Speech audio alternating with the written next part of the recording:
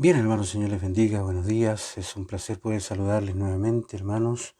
Estamos a la luz de las Escrituras, un nuevo programa, hermanos, en el día de hoy. Quisiera saludarles con todo el cariño que corresponde a cada uno de ustedes, que el Señor sea con sus vidas, que Él les anime, les motive.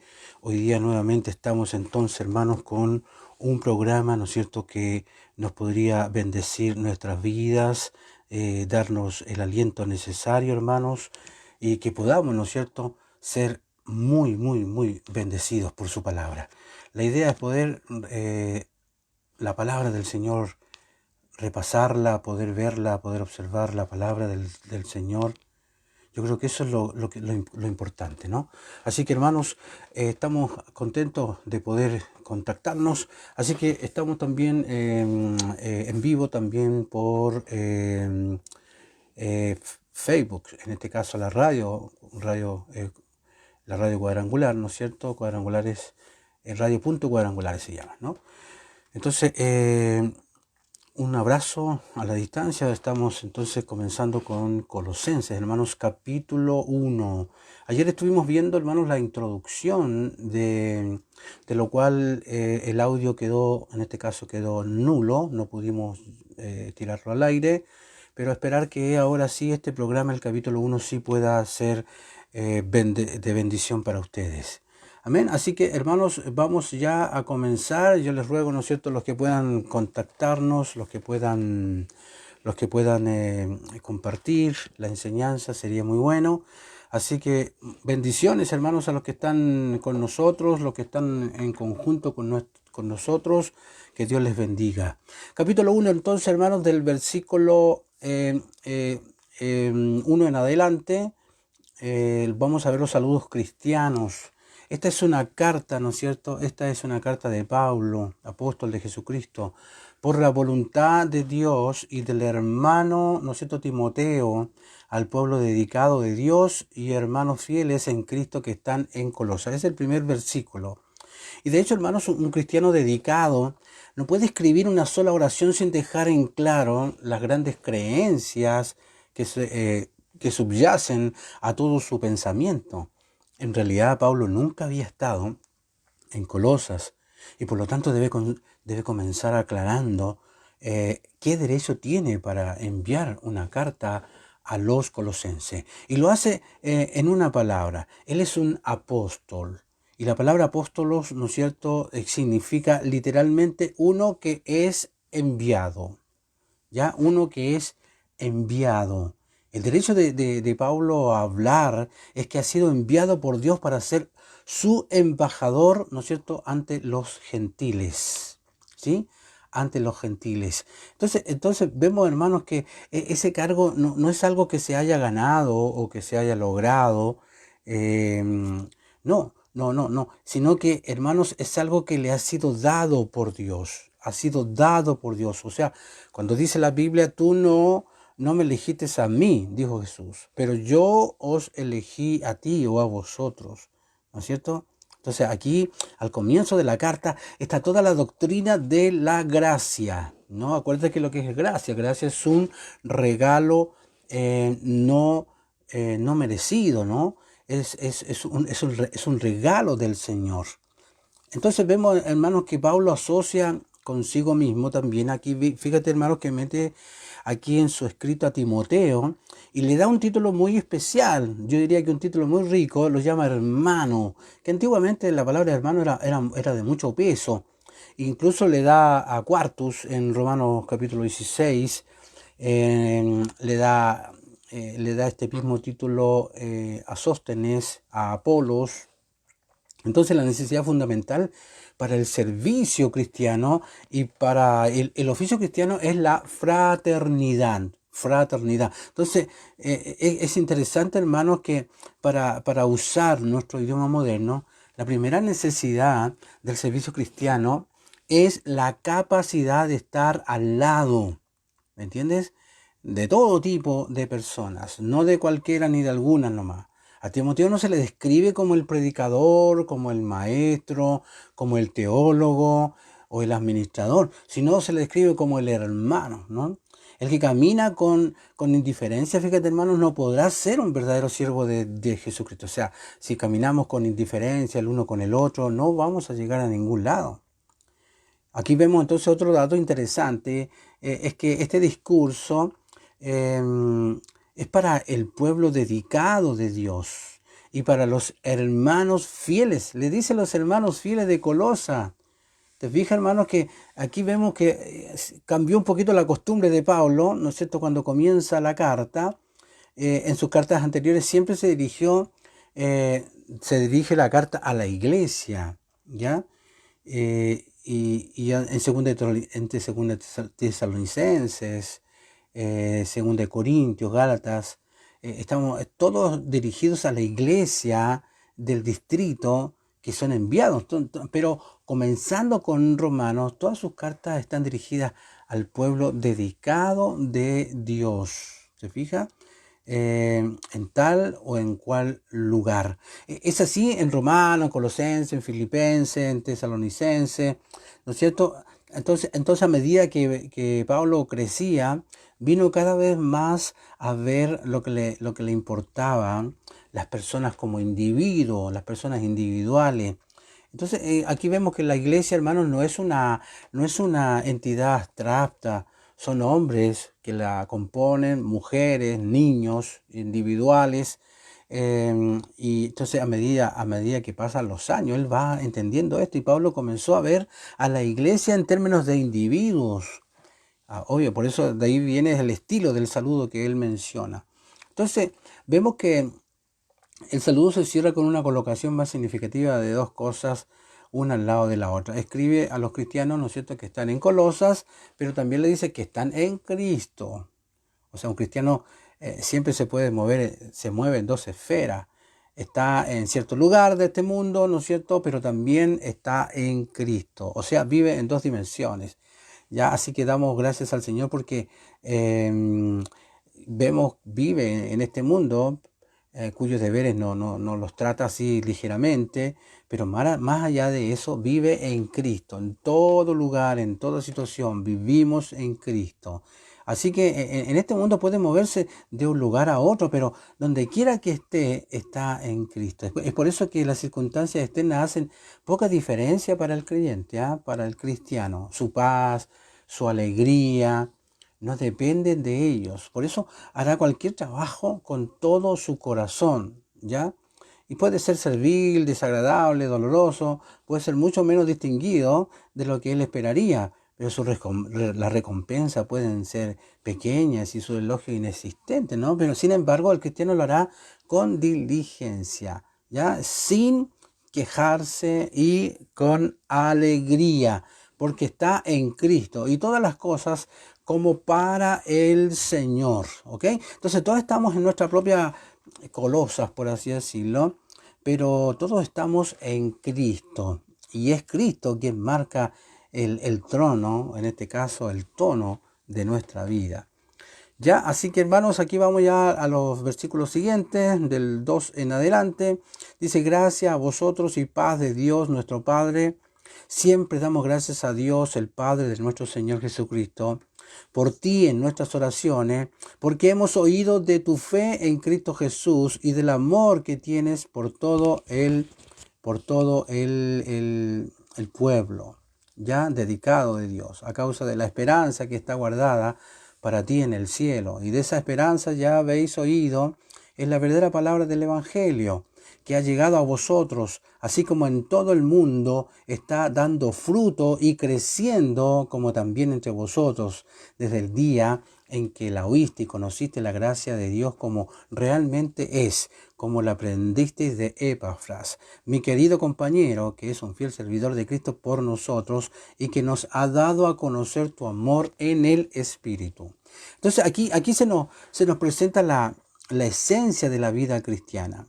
El hecho, hermanos, que deleita el corazón de Pablo y por lo que da gracias a Dios. Y entonces es que vemos, hermanos, que aquí se le ha dicho que los colosenses están mostrando dos grandes cualidades en sus vidas. La fe en Cristo y el amor por sus semejantes, que son prácticamente, hermanos, es el es los dos grandes mandamientos. Así que, hermanos, damos gracias al Señor por eso, ¿no? Y estos son dos lados de la vida cristiana. El cristiano debe tener fe, debe saber lo que cree, pero también debe tener amor por los hombres. O sea, debe convertir esta creencia en acción. No basta simplemente con tener fe, porque puede haber toda una ortodoxia, ¿no es cierto?, que no conozca el amor. O sea, una doctrina bien preparada, qué sé yo, ¿cierto? No basta solo con amar a los hombres, porque sin una creencia real de que el amor puede convertirse en mero sentimentalismo. Entonces el cristiano tiene un doble compromiso. Está comprometido con Jesucristo, ¿cierto? Y está comprometido con sus semejantes. Siempre va a ser igual. La fe en Cristo y el amor a los hombres son obviamente prácticamente los pilares gemelos de una vida cristiana. Entonces, esa fe y ese amor dependen de la esperanza, hermanos, que está puesta en el cielo. Entonces, ¿qué quiere decir exactamente Pablo? Les está pidiendo a los colosenses que muestren fe en Cristo y amor por los hombres solo por la esperanza de alguna recompensa que algún día les llegará. No, ¿ya? O por algún pastel que nos estuviera esperando ahí en el cielo. No, hay mucho más profundo, muchas cosas, algo mucho más profundo de eso. ¿No es cierto? Que aquí podemos observar. Entonces, la lealtad a Cristo puede involucrar al hombre en todo tipo de pérdida. Usted sabe que en otros países son perseguidos, otros son muertos, mucho dolor, quizás sufrimiento, y puede que haya muchas cosas a las que tengamos que despedirnos cuando conocemos al Señor. Pero el camino del amor puede parecerle a muchos el camino del necio. ¿Ya? ¿Y por qué pasar la vida en servicio desinteresado? ¿Por qué no usarlo para seguir adelante mientras el mundo sigue avanzando? ¿Por qué no apartar al hermano más débil del camino así, ya, chao, usted ya no nos sirve, ¿no? La respuesta es debido a la esperanza que tenemos ante nosotros. Esa esperanza es la certeza, hermano, de que a pesar de los caminos del mundo, el camino del amor de Dios tiene la última palabra, ¿cierto? Como en este caso, aunque prospere la causa del mal, hermanos. Sin embargo, solo la verdad es fuerte. La verdad para siempre, ¿no es cierto? Es la fortaleza, hermanos. Entonces, que Dios sea con nosotros en eso, hermanos. La esperanza cristiana es que el camino de Dios es el mejor camino. Es el mejor camino y que en él se encuentra la única paz real, el único gozo real, la única recompensa verdadera y duradera. La lealtad a Cristo puede traer problemas seguramente aquí en la tierra, pero esa no es la última palabra. El mundo puede reírse, quizás con desprecio, de la locura de este camino, ¿no es cierto?, del amor. Pero la locura de Dios es más sabia, hermanos, que la sabiduría del hombre. La esperanza cristiana es la confianza de que es mejor apostar la vida por Dios que creer en el mundo. Entonces aquí vemos, hermanos, ya la esencia del Evangelio en estos versículos ya del 2 al 8. De hecho, del versículo 6 al 8 son una especie de resumen de lo que es y hace el Evangelio. Pablo tiene mucho que decir de la esperanza que los colosenses ya han escuchado y que ya han aceptado. El Evangelio, hermanos, es una buena noticia de Dios. Su mensaje es de un Dios que es amigo y que es amante de las almas de los hombres. En primer lugar, el Evangelio nos coloca en una relación tremenda y precisa y correcta con Dios. El Evangelio, hermanos, esa es la esencia del Evangelio. El Evangelio, hermanos, es verdad. No solamente es una buena noticia, es verdad. Todas las religiones anteriores podrían titularse conjeturas más que nada sobre Dios, pero el Evangelio cristiano, hermanos, no le da al hombre conjeturas, sino lo que hace es certezas acerca de Dios. Y otra cosa que es el Evangelio, porque la esencia del Evangelio no solo es es buena noticia, no solo es verdad, sino que también es universal. No es para algunos nomás, es para todos, no se limita a ninguna razón, nación, raza o ninguna clase social o condición. Muy pocas cosas en este mundo están abiertas, fíjate hermanos, a todos los hombres. ¿Ya? Así que hermanos, que Dios nos bendiga en esto, porque el Evangelio también es productivo. El Evangelio es productivo, da fruto, fíjate, y aumenta. Es un hecho evidente, hermanos, de la historia y la experiencia, que el Evangelio tiene el poder de cambiar a los hombres individuales, ¿ya? Y a la sociedad en la que viven, y puede convertir al pecador en un buen hombre, y puede eliminar lentamente el egoísmo, puede eliminar la crueldad de la sociedad, para que todos los hombres tengan la oportunidad, ¿no es cierto?, que Dios desearía que tuvieran. Dios desea, ¿no es cierto?, que nosotros nos podamos convertir al Señor de verdad, de corazón. Así que el Evangelio habla de la gracia. Mire, también habla de la gracia. No es tanto el mensaje de lo que Dios demanda como de lo que ofrece. No dice tanto de su demanda de los hombres como de su don para los hombres. El don de Dios es increíblemente bello, hermanos. Y también podríamos decir otra cosa del Evangelio. El Evangelio, ¿no es cierto?, habla, se transmite humanamente, fíjate. O sea, de hecho, lo hacemos persona a persona. Por ejemplo, en el caso de este libro, Colosenses, Epafras fue el que llevó esta carta a los colosenses. Y debe haber un canal humano, ¿no es cierto?, a través del cual el Evangelio puede llegar a los hombres. Siempre va a ser igual. Y aquí es donde nosotros entramos. La posesión de las buenas nuevas del Evangelio implica la obligación de compartirla. Tenemos que hablar de este Cristo maravilloso. Y lo que es divinamente dado debe ser transmitido humanamente. Jesucristo necesita que seamos sus manos, sus pies, sus labios, que llevarán su hermoso evangelio a aquellos que nunca, hermanos, han escuchado. Así que, hermanos, podemos entonces posteriormente ver ya los versículos 9 al 11, podemos ver, hermanos, cuando él dice, por eso, de ello, es por eso que desde el día en que nos enteramos, no dejamos de orar por ti, pidiendo que te llene de un conocimiento cada vez mayor de su voluntad, con toda sabiduría espiritual y entendimiento, para que os comportéis de manera digna, para que os comportéis de manera digna del Señor, y de tal manera que les sean del todo agradable, que den fruto en toda buena obra, y aumenten en el conocimiento más pleno de Dios, que continúe fortalecido con todas tus fuerzas según su glorioso poder, para que poseas toda la fortaleza y la paciencia con gozo. Estos versículos son tremendos, muy hermosos, hermanos. Ya entonces vemos que es muy valioso escuchar las oraciones de un santo por sus amigos. ¿Te fijas? Pablo estaba orando por los colosenses. Y eso es lo que escuchamos en este pasaje. Bien se puede decir, ¿no es cierto?, que este pasaje nos enseña más sobre la esencia de la petición de oración que casi cualquier otro en el Nuevo Testamento. De él aprendemos, hermanos, que la oración hace dos grandes peticiones. ¿Ya? Pide el discernimiento de la voluntad de Dios y luego el poder para realizar esa voluntad. Eso quiero que quede en tu mente, querido oyente, o los que nos observan allí. Pide el discernimiento de la voluntad de Dios. Señor, ¿qué quieres para mi vida? Y luego pide el poder para poder realizar aquello en lo cual se te ha sido mostrado o revelado.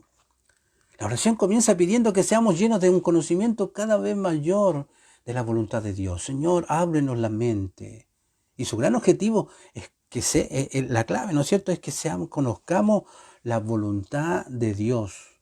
No tratemos tanto de que Dios nos escuche como de que nosotros mismos lo escuchemos a Él. Eso es muy poco común, hermanos. No estamos tratando de persuadir a Dios para que Él cambie su esquema o para que Él cambie su forma, en este caso de lo que queremos, sino de descubrir lo que Él quiere que hagamos. Señor, ¿qué quiere que hagas? Señor, ¿qué quiere que yo haga en este día? ¿Te fijas? Entonces, hermanos, sucede que muy a menudo en la oración realmente estamos diciendo tu voluntad será cambiada. Cuando viéramos decir, hágase tu voluntad. Entonces, el primer objetivo de la oración no es tanto hablar con Dios, sino más bien escuchar a Dios. ¿Ya? Entonces, este conocimiento de Dios debe traducirse en nuestra situación humana. Oramos por sabiduría, oramos por comprensión espirituales, ¿ya? Y la sabiduría espiritual. Fíjate, hermanos, que la sabiduría espiritual es una palabra en el original que es sofía o sofía, que podríamos describir como un conocimiento de los primeros principios. Y la comprensión tiene que ver con la comprensión es sunesis, que es lo que los griegos describían a veces como un conocimiento crítico. Es decir, la capacidad de aplicar los primeros principios, ¿no es cierto?, a cualquier situación dada que pueda surgir en la vida. Entonces, cuando Pablo ora para que sus amigos tengan sabiduría y entendimiento, está orando para que puedan comprender, ¿me entiendes?, las grandes verdades del cristianismo y puedan aplicarlas, ¿no es cierto?, a lo que es cotidiano, a las tareas cotidianas, a las decisiones cotidianas que enfrentamos día a día. Entonces un hombre puede fácilmente ser un maestro en teología, hermanos, pero puede ser un fracaso en la vida. Y eso me llama mucho la atención porque es complicado, hermanos, eso. Que Dios nos ayude, hermano, porque hay gente que es muy capaz de escribir y hablar acerca de las verdades eternas y sin embargo incapaz de aplicarlas a las cosas que encuentra y que se va encontrando día a día. El cristiano debe saber lo que significa el cristianismo, hermanos.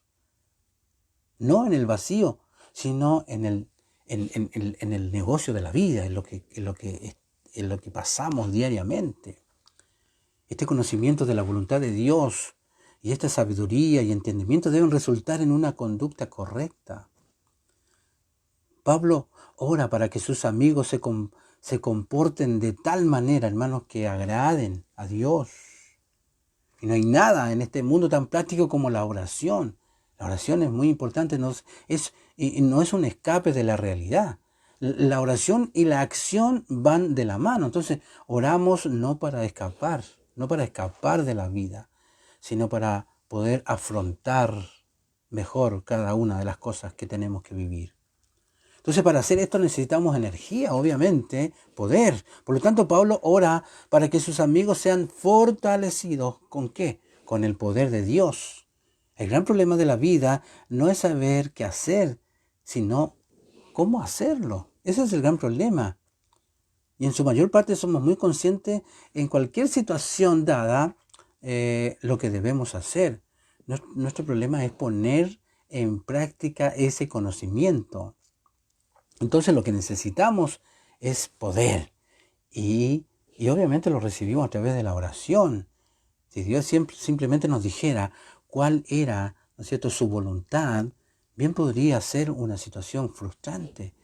Pero no solo nos dice su voluntad, sino que también nos capacita, ¿te fijas? No solo nos dice hay que hacer esto, que vaya para aquí, vaya para allá, sino que nos capacita para cumplir o para llevar a cabo ese camino que Él ha trazado. Entonces, hermanos, a través de la oración alcanzamos el regalo más enorme, más grande del mundo, ¿ya? Conocimiento más poder. Así que, hermanos, lo que podríamos llamar la parte de pedir de la oración de Pablo termina con una oración por varias cualidades. Ora para que sus amigos colosenses posean toda la fortaleza, posean toda la paciencia y posean toda la alegría. Fortaleza, fíjate hermanos, fortaleza y paciencia son dos grandes palabras en el original que a menudo van acompañadas, van así como siempre juntas. Fortaleza es upomone, ¿ya? Y paciencia es macrotumia. Y hay una distinción entre estas dos palabras. ¿No sería cierto decir, ¿no es cierto?, que en el original siempre observa rígidamente esta distinción, pero es ahí cuando las palabras ocurren juntas. Upomone, por ejemplo, se traduce como paciencia en la versión King James, pero no significa paciencia en el sentido de simplemente inclinar la cabeza y dejar que la marea de los acontecimientos fluya sobre cada uno de nosotros. Significa no solo la capacidad de soportar cosas, mira, Upomone no es solo la capacidad de soportar cosas, sino la capacidad al soportarlas de convertirlas en gloria. ¿Te fijas? O sea, no solo las soportamos, sino que son para la gloria del Señor.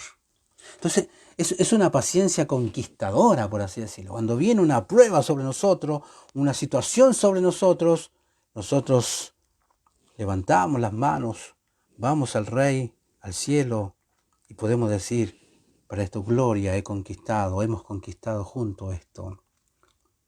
Entonces, upomone es la habilidad de lidiar, hermanos, triunfalmente con cualquier cosa que la vida pueda hacernos. Así que imagínense, es tremendo. Pero la otra palabra, macrotumia, generalmente se traduce como paciencia en la versión King James, ¿ya? Y su significado básico es paciencia con la gente.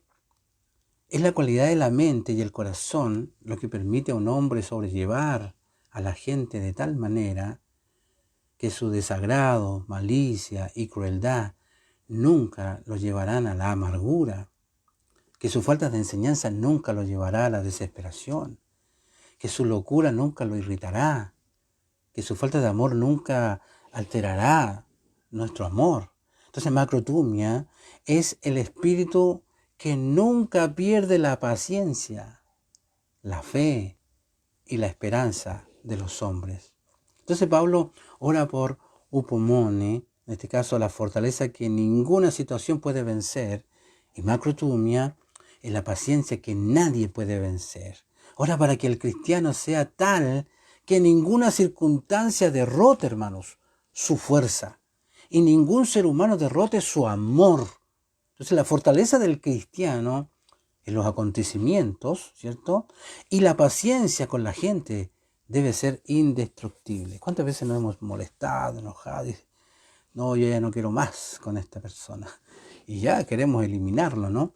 Entonces a todo esto se suma la alegría también. Fíjate, hermanos, la alegría. El camino cristiano no es una lucha siniestra, ¿no? No es una lucha siniestra. Con los acontecimientos y con la gente. Es una actitud de vida radiante y alegre. El gozo cristiano es gozo en cualquier circunstancia. ¿Me entiendes? Entonces, si la alegría no tiene sus raíces en la tierra del sufrimiento, entonces es superficial nomás, es por encima nada más. Entonces es fácil alegrarse cuando las cosas van bien, pero el resplandor cristiano es algo que no todas las sombras de la vida pueden apagar. Siempre debemos estar prendidos porque tenemos a Cristo, el gran sumo sacerdote. Así que la oración cristiana es: hazme, oh Señor, victorioso sobre toda circunstancia. Hazme paciente con cada persona y al mismo tiempo dame el gozo que ninguna circunstancia ni ningún hombre me quitará jamás. ¿Te fijas? Así que, hermanos, damos el honor al Señor cuando dice demos gracias al Padre que nos permitió obtener nuestra parte de la herencia del pueblo dedicado de Dios en el reino de la luz, porque nos rescató del poder de las tinieblas y nos llevó al reino de su Hijo amado, en quien tenemos redención y perdón de pecados. Entonces Pablo recurre a una acción de gracias, ya agradecida por los beneficios que el cristiano ha recibido en Cristo. Entonces aquí hay dos ideas clave. Primero, Dios les ha dado a los colosenses una parte de la herencia del pueblo dedicado de Dios. Hay en todo este pasaje una correspondencia muy cercana en las palabras de Pablo, en Hechos, cuando le dijo a Agripa que la obra que Dios le había encomendado era abrir sus ojos para que se vuelvan de las tinieblas a la luz y del poder de Satanás a Dios, para que reciban el perdón, ¿cierto?, de los pecados y el lugar, ¿no es cierto?, entre los santificadores por la fe en Dios. Entonces, el primer privilegio es que se les ha dado a los gentiles una parte de la herencia del pueblo escogido de Dios. Los judíos siempre habían sido el pueblo elegido por Dios, pero ahora se ha abierto la puerta a todos los hombres. Entonces, la segunda idea clave reside en la frase que dice, como dice la versión estándar, la versión revisada, que Dios dice, nos ha transferido al reino de su amado Hijo, ¿ya? O como lo hemos traducido, dice que Dios nos ha traído al reino de su amado Hijo. Entonces la palabra que Pablo usa para transferir o traer, ese es un verbo en el original que es metistemi. Y esta es una palabra con un uso especial. En un mundo antiguo, cuando un imperio ganaba una victoria sobre otro, era costumbre tomar a la población del país derrotado y transferirla a la tierra del conquistador. Así en este caso, el pueblo del reino del norte fue llevado a Siria, fue transferido. Y el pueblo del reino del sur fue llevado a Babilonia. Entonces Pablo dice que Dios ha transferido al cristiano a su propio reino. ¿Te fijas cómo el Señor nos trasladó, nos transfirió? Eso no solo una transferencia, sino un rescate, porque eso fue lo que hizo el Señor con nosotros, un rescate, y significó algunas cosas muy interesantes. Significó una transferencia de la oscuridad a la luz. ¿Te fijas? Sin Dios los hombres andan a tientas y tropiezan como si caminaran en la oscuridad. No saben qué hacer, no saben a dónde van. La vida se vive entre las sombras de la duda y la oscuridad de la ignorancia. Entonces, hermanos, que el Señor nos bendiga en esto. Hermanos, Jesucristo vino al mundo para salvar a los pecadores y dijo que era como el amanecer en una noche oscura. En Jesucristo Dios nos ha dado una luz por la cual vivir y por la cual morir. También significó, hermanos, una transferencia de la esclavitud a la libertad. Y eso se llama redención. Y esa era la palabra que se usaba para la emancipación de un esclavo y para la compra de algo que estaba en poder de otra persona. Entonces, sin Dios, los hombres son esclavos. Sin Dios, los hombres son esclavos de sus miedos, de sus pecados, esclavos de su propia impotencia. Pero en Jesucristo, ¿qué es lo que hay? Hay liberación. También significa una transferencia de la condena al perdón. El hombre en su pecado no merece nada más que la condenación de Dios. Pero a través de la obra de Jesucristo, hermanos, interesante cómo se descubre el amor y el perdón de Dios. Ahora sabe que ya no es un criminal condenado en el tribunal de Dios, sino un hijo perdido para quien el camino a casa siempre está abierto. Y también, como último, significó una transferencia del poder de Satanás al poder de Dios. Entonces, a través de Jesucristo, el hombre se libera, hermanos, de las garras de Satanás y puede convertirse en ciudadano del reino de Dios. Así como un conquistador terrenal transfirió a los ciudadanos de la tierra que había conquistado a una nueva tierra, así Dios, en su amor triunfante, transfiere a los hombres del reino del pecado y de la oscuridad al reino de la santidad y de la luz. Hermanos, que Dios bendiga su palabra, que nos dé fortaleza en este día, que sean muy bendecidos, que sean muy, muy, muy bendecidos. Señor amado, gracias por tu bendición, gracias por tu palabra, gracias porque nos bendices día a día con esta tu palabra. Colosenses capítulo 1, la primera parte hoy día, ayúdanos a entenderlo, a comprenderlo, Dios. Te alabamos y te agradecemos. Bien, bendiciones, hermanos. Me despido entonces de la transmisión en Facebook. Que Dios sea con ustedes.